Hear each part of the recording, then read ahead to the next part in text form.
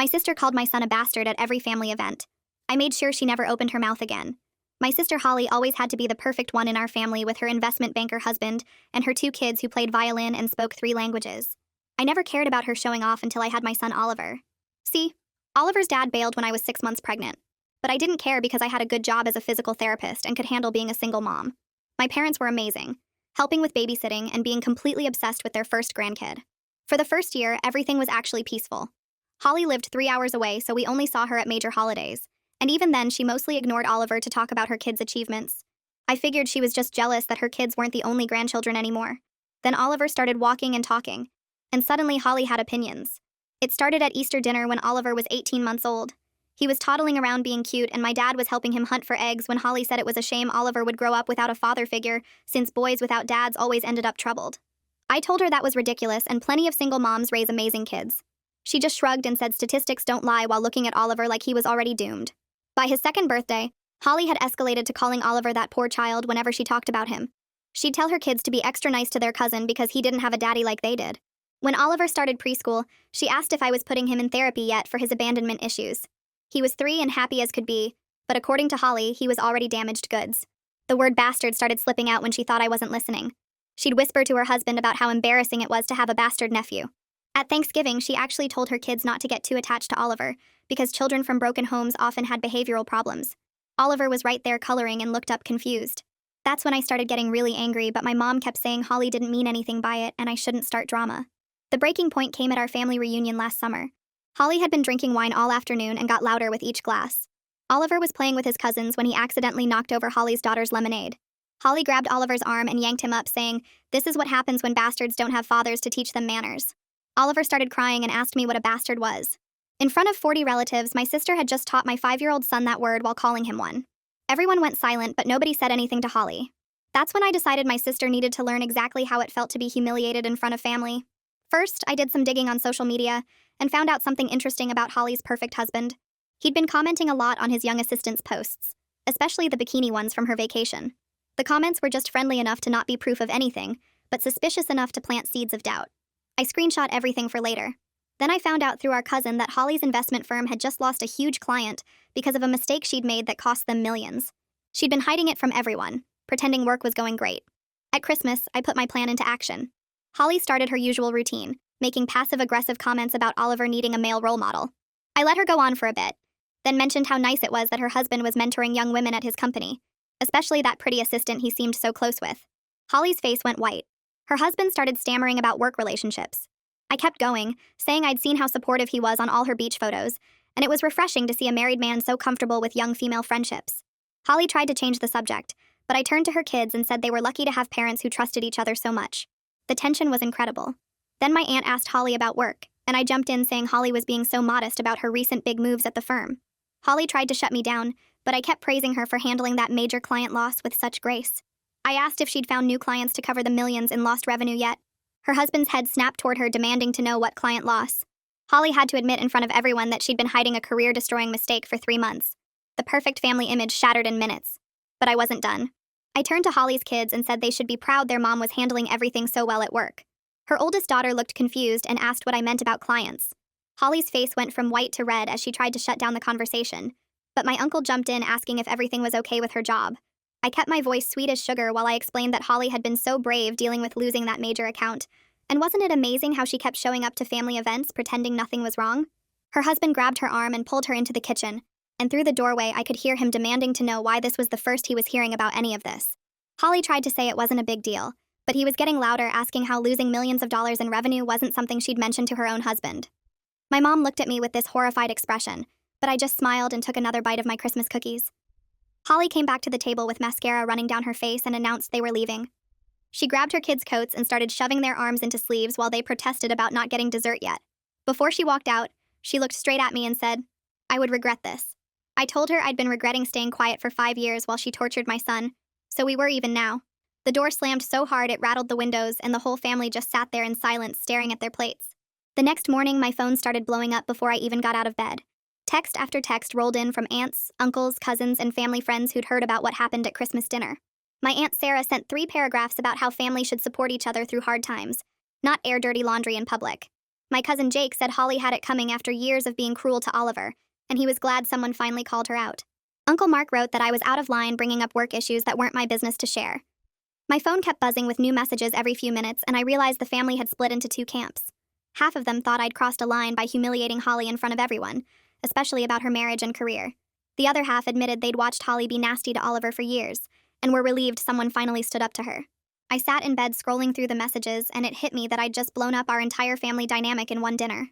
My mom called around 10 in the morning, and I could hear she'd been crying before she even said hello. She begged me to call Holly and apologize, saying the family couldn't handle this kind of drama and someone needed to be the bigger person. I asked her why I should apologize when Holly had spent 5 years calling my son a bastard and nobody ever asked her to say sorry.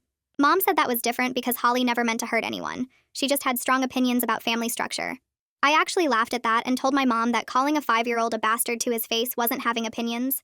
It was being cruel. Mom started crying harder and said I was tearing the family apart, and couldn't I just smooth things over for everyone's sake? I told her I was done smoothing things over while my son got treated like garbage, and if the family couldn't handle me defending Oliver, then maybe they needed to pick better battles. She hung up on me, which she'd never done in my entire life. Around noon, my phone lit up with a text from Holly that was so long it came through in 3 separate messages. She wrote that I was a jealous single mother who couldn't stand seeing her happy and successful, so I decided to destroy her marriage out of pure spite. She said Bryson's assistant was just a work friend, and I'd twisted innocent social media comments into something ugly because I was bitter about being alone. Holly claimed I'd always been jealous of her perfect family, and used Oliver as an excuse to attack her when really I just hated that she had everything I wanted. She wrote that bringing up the work situation was a low blow because she'd been handling it privately, and I had no right to embarrass her in front of the whole family. The texts kept coming, saying I was a terrible sister who prioritized revenge over family unity, and that Oliver would grow up learning it was okay to hurt people who made you angry. She ended by saying she hoped I was happy now that I'd ruined Christmas and turned everyone against each other. I screenshot every single message she sent because the way she was defending herself so hard told me I'd hit way closer to the truth than she wanted to admit. If Bryson's assistant really was just a work friend, Holly wouldn't be this defensive about me mentioning it. If the work situation was actually under control, she wouldn't be this upset about me bringing it up. I saved all the screenshots to a folder on my phone labeled Holly's Meltdown and didn't respond to any of her texts. Let her sit there wondering if I was going to share her messages with the family too. That afternoon, my dad called and I braced myself for another lecture about family harmony and being the bigger person.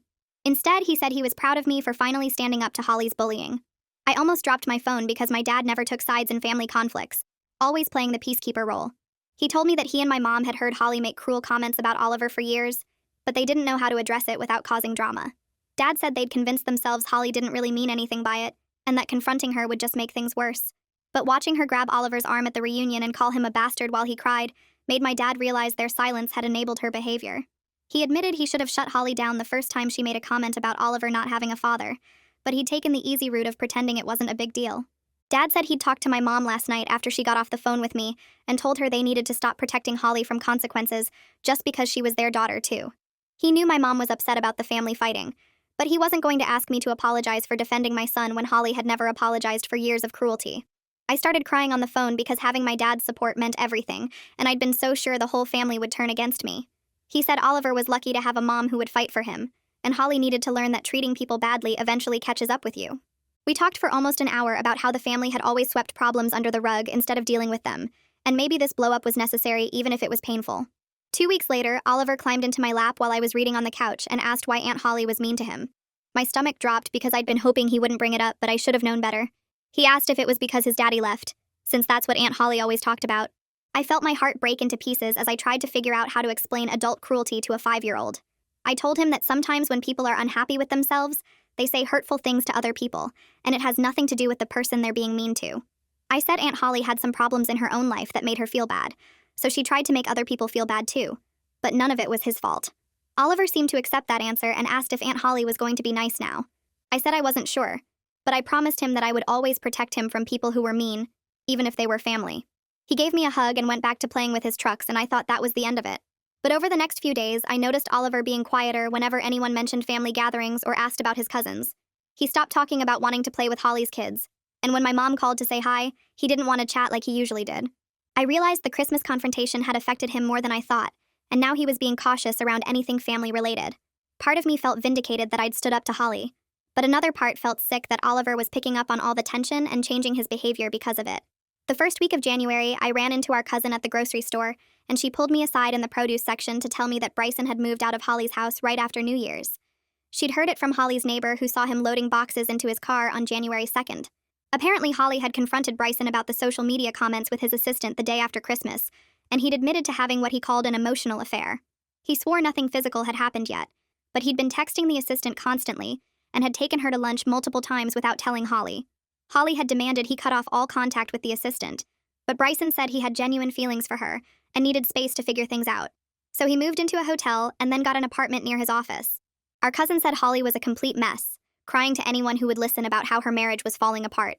Part of me felt vindicated because my comments about Bryson's assistant had hit a real nerve and I hadn't been making something out of nothing like Holly claimed. But another part of me recognized that I'd just blown up my sister's marriage in front of our entire family at Christmas dinner. Sure, the problems were already there, but I'd forced them into the open in the most public and humiliating way possible. I stood in the grocery store holding a bag of apples and wondered if I'd gone too far. But then I remembered Oliver crying at the reunion asking what a bastard was, and the guilt faded pretty quickly. On Monday morning at work, my coworker Michelle stopped by my treatment room between patients and mentioned she'd seen a job posting online for an investment analyst position that sounded exactly like Holly's job. She thought it was weird since Holly had just been bragging at Thanksgiving about a promotion she was expecting. I pulled up LinkedIn on my phone during lunch and found the posting Michelle was talking about. It was definitely Holly's exact position at her firm, which meant they were replacing her. I started digging deeper through LinkedIn and company news and discovered Holly hadn't just lost a client like I'd mentioned at Christmas. She'd actually been forced to resign. The mistake she'd made involved giving bad advice that cost the client not just money, but also created potential legal liability for the firm. Holly's bosses had given her the choice to resign quietly or be fired publicly, so she'd taken the resignation option to save face. Nobody in the family knew the full extent of how bad it was, including Bryson apparently. I had screenshots of the company's internal communications that our cousin had forwarded me months ago, proving Holly's mistake was way worse than anyone realized. I sat at my desk staring at the proof on my phone, and part of me was tempted to share it with family members who thought I'd exaggerated about Holly's career problems. I could completely destroy what was left of her professional reputation by showing everyone the truth. But something stopped me from hitting send on those messages, and I just saved the screenshots to the same folder as Holly's defensive texts. On Tuesday afternoon, someone knocked on my apartment door, and when I opened it, Bryson was standing there looking furious. He demanded to know why I decided to destroy his family at Christmas dinner. I told him to come inside because I didn't want my neighbors hearing this conversation. Bryson stormed into my living room and started yelling about how I'd made his private relationship with his assistant into a public scandal. He admitted the situation with his assistant was inappropriate, but said he and Holly were working through it privately, until I decided to announce it at Christmas dinner. Now Holly was telling everyone he was a cheater. His kids were asking why Daddy didn't live at home anymore, and his parents were calling him a disappointment. I let him finish his rant, then asked him how long he'd been planning to leave Holly for his assistant. He stammered that it wasn't like that. They were just friends who got too close. I told him that friends don't comment on each other's bikini photos with heart emojis and offers to go to the beach together. Bryson's face went red and he said I had no right to go through his social media and twist everything to fit my narrative. I said I wouldn't have looked at his social media at all if Holly hadn't spent 5 years calling my son a bastard. Maybe instead of yelling at me, he should ask his wife why she was so cruel to a child. Bryson said Holly's comments about Oliver were just her being honest about the challenges of single parenthood, and I was too sensitive. I told him to get out of my apartment before I called the police, and that if he ever defended Holly calling my son a bastard again, I'd make sure everyone knew exactly how many times he'd taken his assistant to lunch on company time. Thursday morning, my boss asked me to come to her office before my first patient arrived. She closed the door and told me that 3 clients had requested different therapists over the past week because they'd heard about my family drama through the small-town gossip network. She wasn't firing me, but she needed me to understand that my personal life was affecting my professional reputation. One client had specifically mentioned hearing about me publicly humiliating my sister at Christmas and decided she didn't want therapy from someone who handled conflict that way. My boss said I needed to keep future family issues private because the clinic couldn't afford to lose clients over staff personal problems. I sat there feeling my face burn with embarrassment and anger. I was facing professional consequences for defending my son from someone who'd bullied him for years.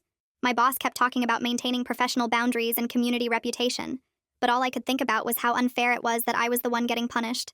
Holly had spent 5 years being cruel to a child and nobody cared. But I exposed her secrets once and suddenly I was the problem. I left my boss's office and went straight to the bathroom to cry before my first patient showed up. I realized revenge had costs I hadn't fully considered, and protecting Oliver was going to affect more than just my relationship with Holly. That afternoon, Oliver's preschool teacher Harper called my cell phone during my lunch break. She said Oliver had been acting out in class over the past week, pushing other kids during playtime and saying mean things he'd never said before. Yesterday, he'd told another student that his mommy said some people deserve to feel bad, and today he'd pushed a girl off the swing and called her stupid. Harper said this was completely out of character for Oliver, who was usually one of the sweetest kids in class. She gently suggested that the family tension I'd mentioned at pickup last week might be affecting his behavior more than I realized. Harper recommended I consider getting Oliver some counseling to help him process whatever he was picking up at home. She said kids absorb adult conflict even when we think we're protecting them from it, and Oliver clearly needed help working through his feelings. I hung up the phone and felt like I'd been punched in the stomach. Protecting Oliver was my whole reason for confronting Holly at Christmas, and now he was the one suffering from the fallout. He was acting out at the school, pushing kids, saying cruel things, and it was because of the family war I'd started. I'd thought standing up to Holly would show Oliver that I'd always defend him, but instead I'd created an environment where he was learning that hurting people were acceptable when you were angry. Friday night, I was scrolling through Facebook when I saw that Holly's daughter Zoe had posted something cryptic about fake friends and people showing their true colors. I clicked on her profile and saw she'd been posting sad quotes all week about betrayal and loneliness. Then I noticed Blakely's account had a post from Holly saying they were looking for a new violin teacher because their previous one had decided not to continue lessons. I messaged our cousin and asked what was going on with Holly's kids. She told me that other parents at their private school had heard about the Christmas drama through the gossip network, and some of them had started excluding Holly's daughters from playdates and birthday parties. Apparently, the school had a very tight-knit parent community, and word had spread that Holly's husband left her for his assistant, and she'd lost her job. Some parents didn't want their kids associating with children from that kind of family situation. Blakely's violin teacher had dropped her as a student, because the teacher was friends with one of the moms who'd decided to distance herself from Holly's family. I felt genuinely sick reading about what was happening to two innocent kids who had nothing to do with their mother's cruelty, or my public revenge. Zoe and Blakely were paying the price for adult conflicts they hadn't caused, and I'd never wanted to hurt them when I exposed Holly's secrets at Christmas. Saturday morning, my mom called while I was making breakfast for Oliver. She asked if we could all come to Sunday dinner because she wanted to talk about something important. I knew from her tone that this wasn't going to be a normal family meal. She said both Holly and I needed to be there to work things out as a family. I told her I wasn't interested in making peace when Holly still hadn't apologized to Oliver for calling him a bastard. My mom got quiet for a second, then said she couldn't handle the divided family anymore, and the stress was affecting Dad's blood pressure. She said if Holly and I couldn't figure out how to be civil, then she was done hosting family events. It felt like an ultimatum, and I was furious that they were pressuring me to reconcile when Holly was the one who started this whole mess. But I agreed to come because I didn't want Oliver losing his grandparents over adult drama. I told my mom we'd be there at 6 and hung up feeling like I was walking into an ambush. Tuesday afternoon, I stopped at the coffee shop near my clinic to grab something between patients. I was waiting for my order when I heard two women at the table behind me talking. One of them mentioned Holly's name, and I froze. The woman said Holly had been seeing a therapist for severe anxiety and depression. She told her friend that Holly had a complete breakdown at book club last week, talking about losing everything she'd built. The woman said Holly cried for 20 minutes about her marriage falling apart and her career being destroyed. I stood there holding my coffee, feeling something I didn't expect. For years, I'd seen Holly as the perfect sister who had everything together and used that perfection to make me feel small. But listening to this stranger describe Holly's breakdown made me realize she was probably miserable the whole time. Maybe she took out her unhappiness on easy targets like me and Oliver, because she couldn't admit her own life was falling apart. I left the coffee shop feeling confused about whether my revenge had been worth it. Thursday morning, the cousin called while I was doing laundry. She said she needed to tell me something about Holly's situation. Holly's forced resignation meant she lost unvested stock options worth over $200,000. Combined with Bryson leaving, Holly might have to sell their house because she couldn't afford the mortgage on her own. The cousin said several relatives were lending Holly money to help her stay afloat, which was straining their own finances during a tough economy. My aunt had given Holly $5,000, and my uncle had covered 2 months of the girl's private school tuition. I realized my Christmas revelation had created a domino effect that was hurting people who had nothing to do with the original conflict. Family members were draining their savings to help Holly survive the fallout from secrets I'd exposed. I hung up the phone and sat on the floor surrounded by clean clothes, wondering how protecting Oliver had turned into financial crisis for half the family. Friday afternoon, I picked Oliver up from preschool and he was quiet on the drive home. I asked if something happened at the school, and he said a kid told him something during recess. Oliver asked me if I made Holly's family fall apart because she was mean to him. My stomach dropped and I pulled into a parking lot so I could turn around and look at him. He said the kid at the school told him that I ruined everything at Christmas, and now his cousins were sad. Oliver's eyes were filling with tears, and he asked if it was his fault that Holly's family was broken. I unbuckled my seatbelt and climbed into the back seat to hug him. I told him that none of this was his fault, and that adults sometimes make mistakes when they're trying to protect people they love. He asked if I made a mistake, and I didn't know how to answer. I said protecting him was right, but maybe I did it in a way that hurt more people than necessary. Oliver was taking on guilt for adult conflicts that he didn't understand, and I had no idea how to explain that the world was more complicated than good people and bad people. Saturday night, I checked my email before bed and saw a message from Holly. The subject line said, "We need to talk." I almost deleted it, but something made me open it. Holly wrote that she wanted to apologize to Oliver but needed to set some boundaries about family information staying private. She admitted she was cruel about my single motherhood because she was projecting her own marriage insecurity onto me. She said watching me seem happy as a single mom while she was miserable in her perfect marriage made her jealous and mean. But then Holly wrote that I had no right to publicly destroy her life in front of 40 relatives at Christmas. She said I could have confronted her privately about her behavior toward Oliver, instead of exposing her marriage problems and career failure to the entire family. The email was raw and honest in a way Holly had never been with me. She wasn't making excuses for calling Oliver a bastard, but she also wasn't pretending that what I did was justified. I read the email 3 times trying to figure out if this vulnerability was real, or if Holly was manipulating me into feeling guilty. The next week, Michelle pulled me aside at work during our lunch break. She said she was worried about me because I'd become obsessed with tracking Holly's situation. Michelle pointed out that I spent every break scrolling through social media looking for updates about Holly, and seemed angrier now than right after Christmas. She asked if I was okay, and I snapped that I was fine. Michelle said I clearly wasn't fine, and that my anger was starting to affect how I treated patients. She mentioned that I'd been short with a client that morning who asked about rescheduling. I told Michelle to mind her own business and walked away. Later that day, my dad called, but I let it go to voicemail. He'd been calling less frequently over the past few weeks, and I knew he was caught between supporting me and helping Holly through her crisis. I listened to his message and he sounded tired. He said he loved me but couldn't keep choosing sides in this family war. I realized I'd isolated myself by making everyone pick between Holly and me. My support system was falling apart under the weight of prolonged family warfare. Wednesday night, I was scrolling through Facebook when I saw Bryson had updated his relationship status.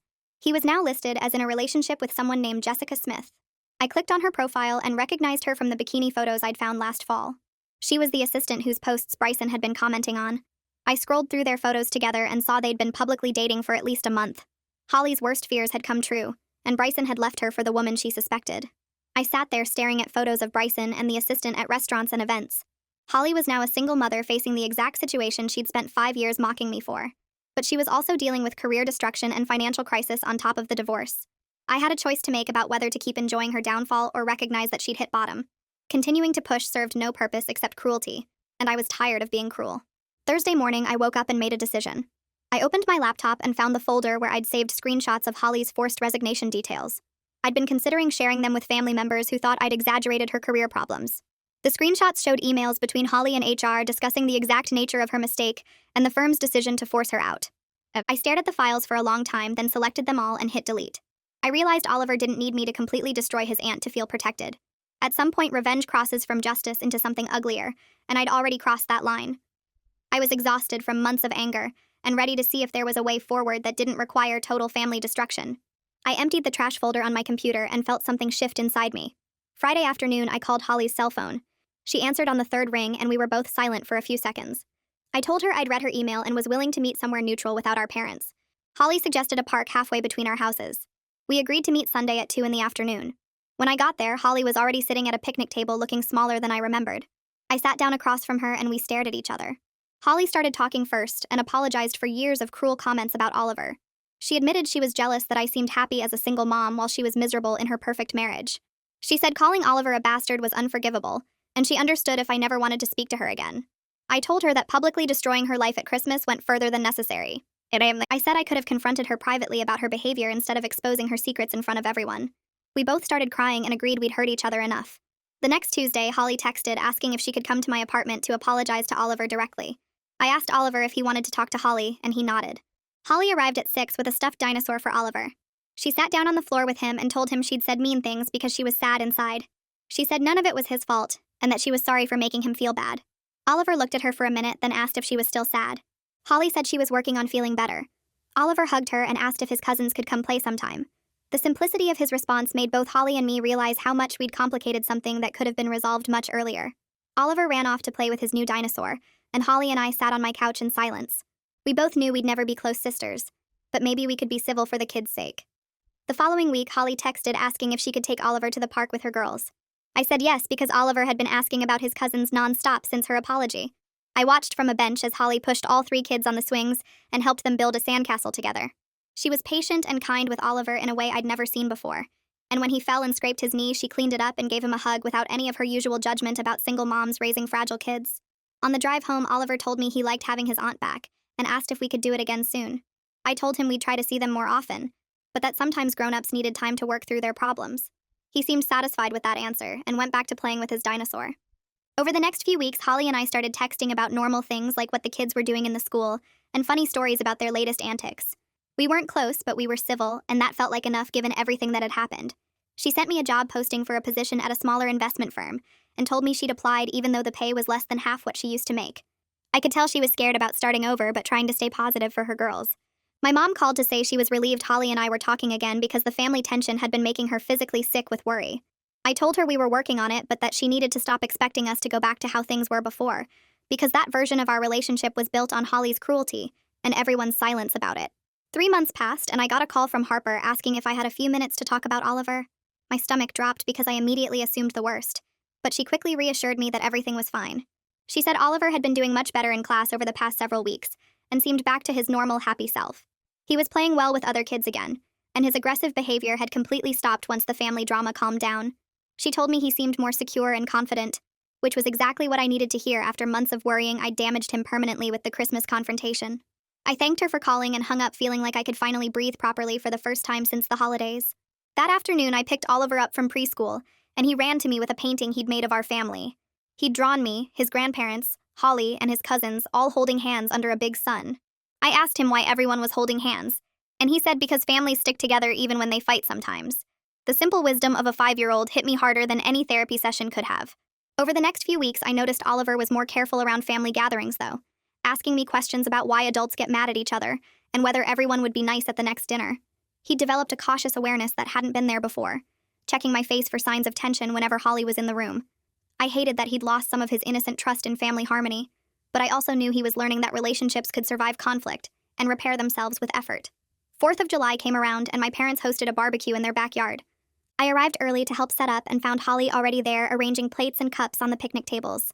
We said hello and worked side by side in careful politeness, both of us aware that the whole family was watching to see how we'd interact.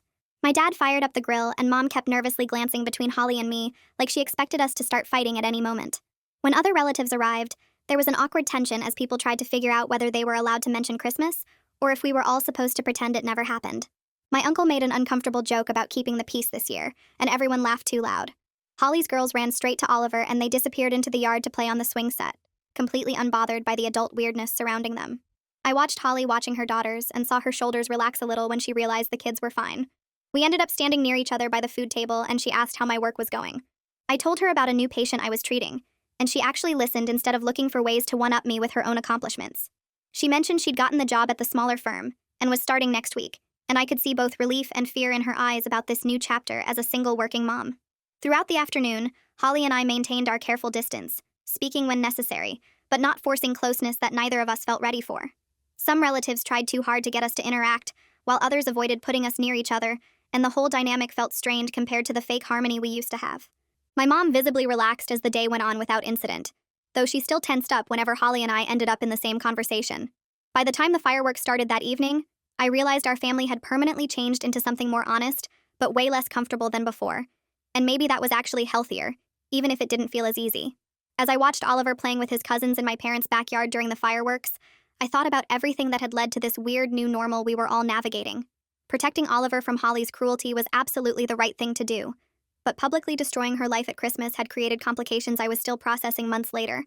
Holly learned that calling a child a bastard had real consequences that went beyond just hurt feelings, and I learned that revenge feels amazing in the moment, but leaves you dealing with messy aftermath for a long time. Our family would never go back to pretending everything was perfect with Holly's fake achievements and everyone ignoring her mean comments about Oliver. Maybe that was better than the fake peace that had allowed her behavior to continue for years without anyone calling her out on it.